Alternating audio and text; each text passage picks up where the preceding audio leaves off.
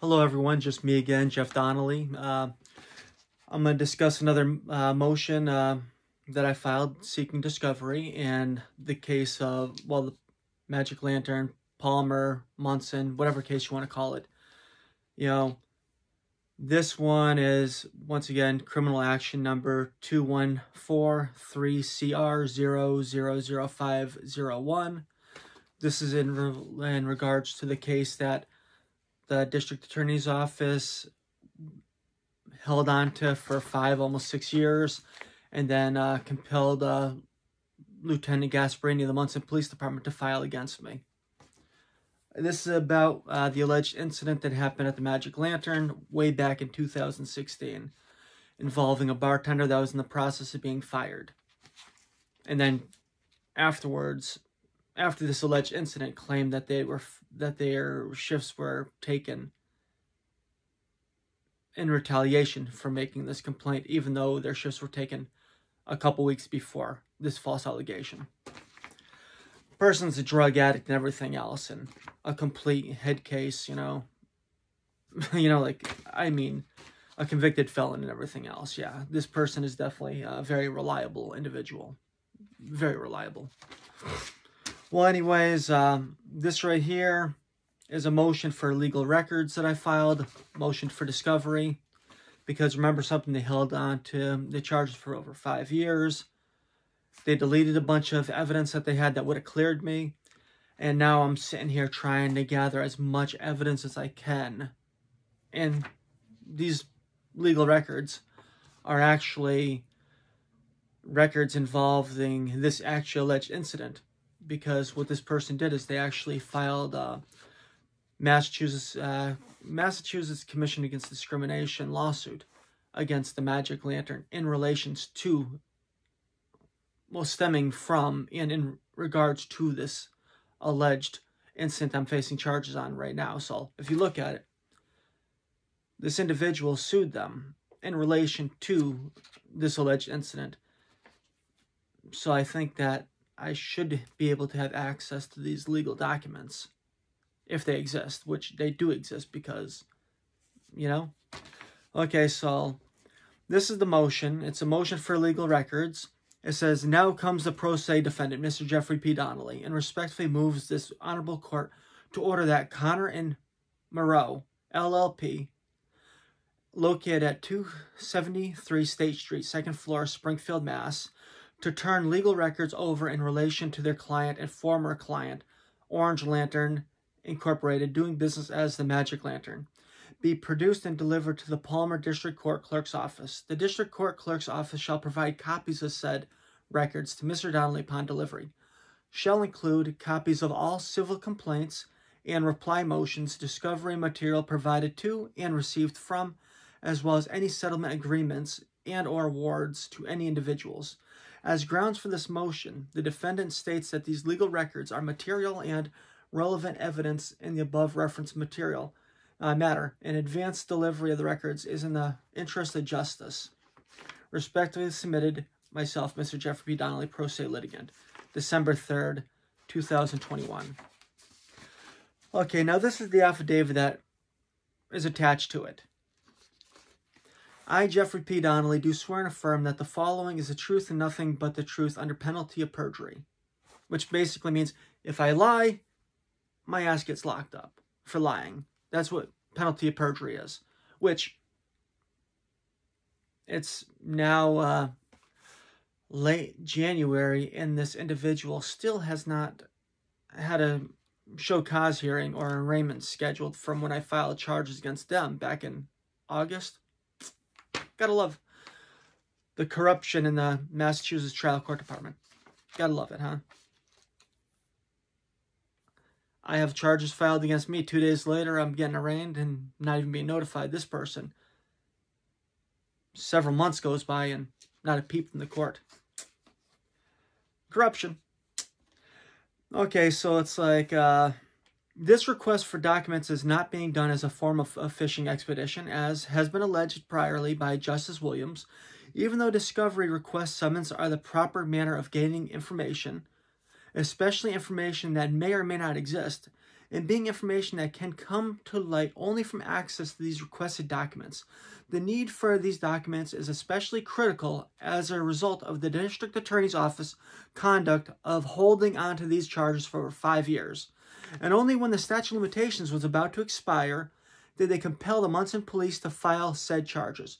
And after all the physical evidence held by or could have been collected by the Monson Police Department that could have cleared myself had been destroyed, hidden, or the alleged victim willfully refused to turn in. Okay? I do not want to provide, but have no way around providing what I do expect these documentations to uncover and show proof of, and more, such as proof that the Magic Lantern settled several lawsuits for a lot more money than what the alleged victim received. Because I know that rumor has it they settled a lot for over $30,000 and over $200,000. Yet, this alleged victim said that they gave them a couple months of back pay at a very reduced rate. So I'm figuring they probably gave this person maybe $1,000, maybe $15,000, who knows. But this person also wrote in legal papers over here in their victim impact statement that they were only given so much money because the business didn't have money to actually provide them, which is a complete lie. I know because I was one of the people that sued the Magic Lantern. That Miss Blank signed a non-disclosure agreement. That's another one. I personally know how the Magic Lantern's attorneys operated because when I settled out with the Magic Lantern for the lawsuit that I filed, they wanted me to sign a non-disclosure agreement. They stated that that was part of just standard practice, which it actually is. But I refused to sign a non-disclosure agreement against Magic Lantern. And they were forced to settle out because the trial was the very next week and they did not want to take the stand. So see, I got away without signing a non-disclosure agreement. This individual just wanted money and wanted money quick. This person wasn't willing to risk it not signing a non-disclosure agreement because if you look at it, this person had nothing to gain by not signing it.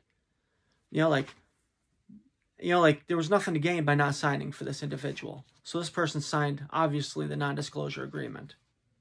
But I need a copy of this non-disclosure agreement because this non-disclosure agreement means that this person's not allowed to make any mention of anything alleged to have happened at the Magic Lantern. So if you look at it, when ADA Parsons contacted this individual in order to have this individual go against me in relation to what they alleged happened at the Magic Lantern, after this person signed the non-disclosure agreement, it's in direct violation of the non-disclosure agreement, which is a legally binding contract. Kind of strange, huh? Okay. And that Blank lied about how much she made. That's another thing. This individual was lying to the IRS about how much money she was making as a bartender at the Magic Lantern. And I believe that information would have been part of this lawsuit. Well, part of the master's discrimination paperwork. Because remember something, when you have a master's discrimination lawsuit or a regular lawsuit going on, what you have is you have the defendant and the plaintiff, or the respondent and the respondee.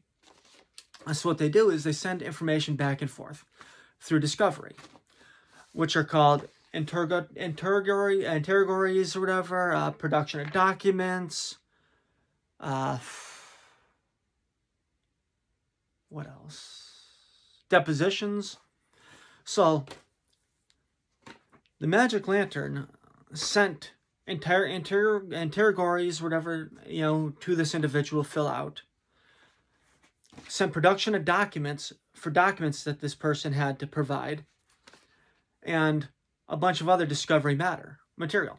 The Magic Lantern had to also provide discovery material. This discovery material is actually hard facts. So when you look at a criminal case like this, me having access to these documents and these discovery requests and the interrogatories, which are questions, and the depositions would help this criminal case. You know, if you look at it, look at Bill Cosby. Bill Cosby, they actually brought in the discovery from a civil case that he had settled out of court. And that civil case, he had agreed to a deposition. That deposition is what they used against him in the criminal case. So the deposition that Bill Cosby gave in his civil case, that was not supposed to be used for anything other than that one civil case. They used it against him in the criminal case.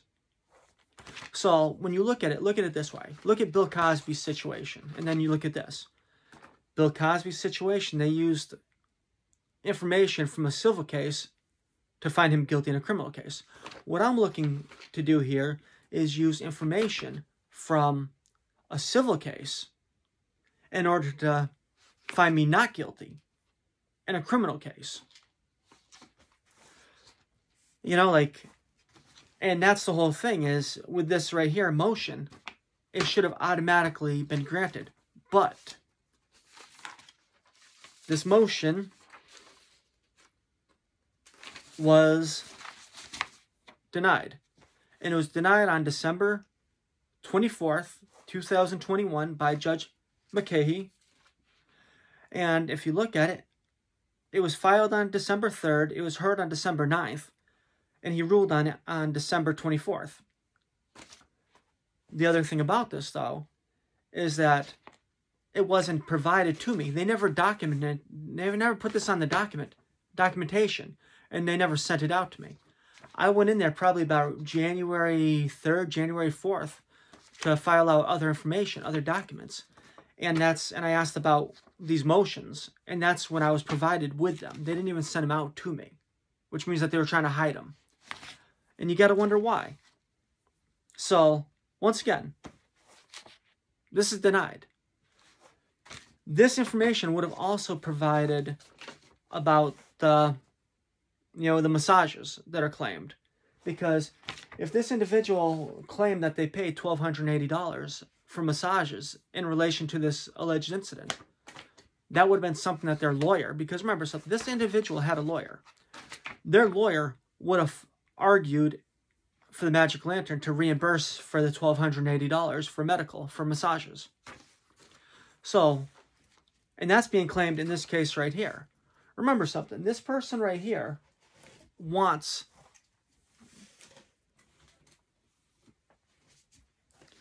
and I'm going to read from it, what they want.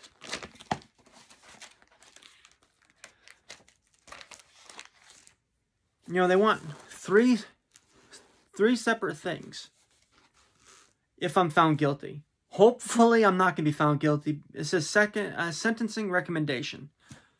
Remember something. If someone did what this person's claiming, if someone did this to me, what this person's claiming, I want the person, buried under a jail. If someone did this to someone I cared about or knew, I would want this person, the perpetrator, buried under the jail. Plain and simple. Then again, I didn't do anything because, yeah. But let's see.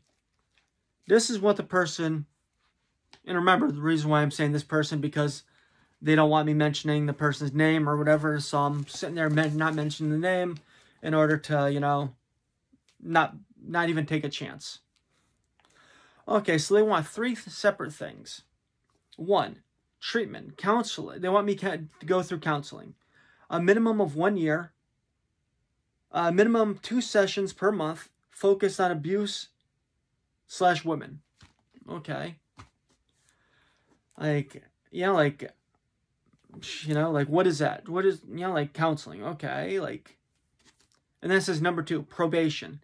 Minimum 6 months, 1 year, probably more helpful, preferred. Okay, well, if you look at it, what really is probation? Probation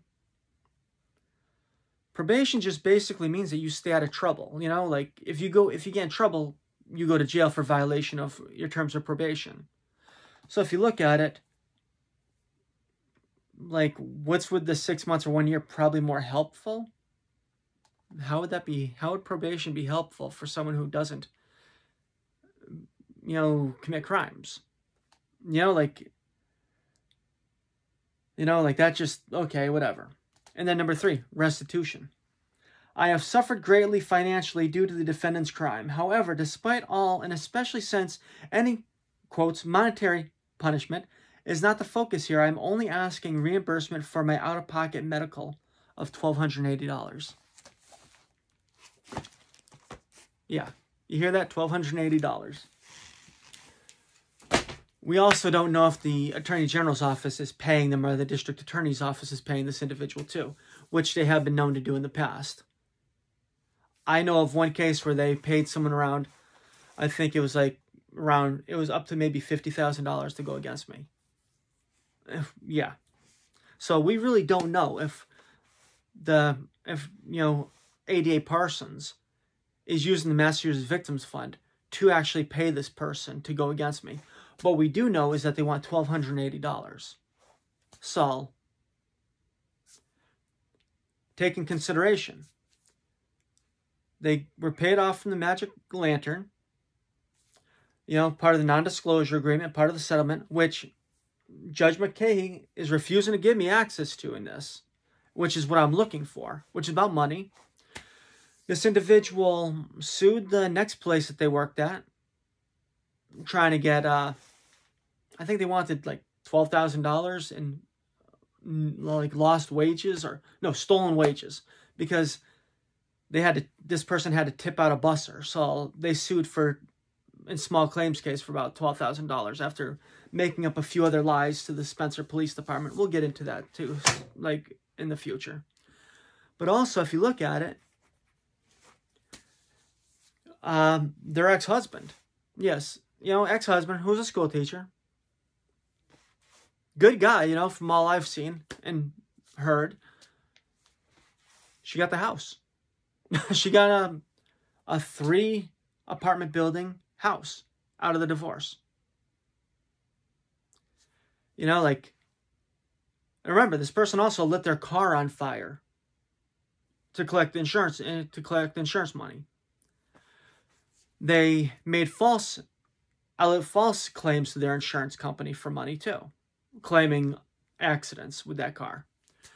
Even just recently in the town of Spencer, while they were working at a different restaurant, they made numerous,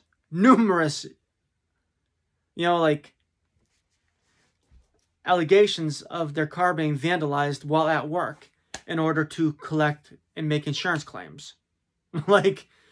You have an individual who for over 20 years now has been making false allegations for money.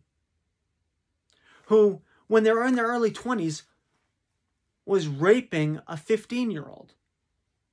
They were dating, but if you're in your early 20s and you're sleeping with a 15-year-old, that's statutory rape. That is rape. And not only was she raping this 15-year-old, but she was taking all the money he was making and emptied out his life savings account. This individual is all about money. One of her last boyfriends from a couple of years ago reached out to me, even told me that she was all about money, and that she was actually blackmailing and extorting him for money. And now she wants $1,280. I bet you I could go forward and say, something, I'll take the probation. I'll take a year probation. I'll take the counseling, twice a week for, hell, give me a year of anger management or whatever, counseling. I could probably say that, right? But she wouldn't agree because she wants that $1,280. This right here shows that this is what it's all about, is money. If I did what she claimed, number one, I wouldn't, because I've never believed in assaulting anyone. I've never believed in laying a hand on a woman.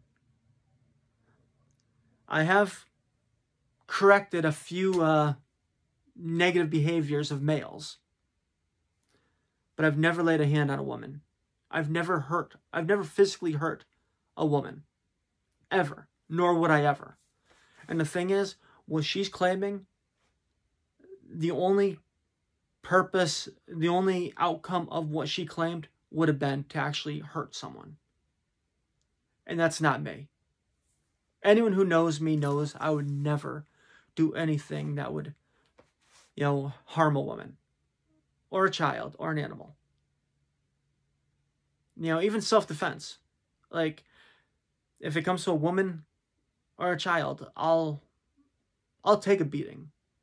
I'll be hurt if it came to, a woman or a child. Like this person, that's all I can say is this person is a complete piece of human filth. Is a complete scumbag.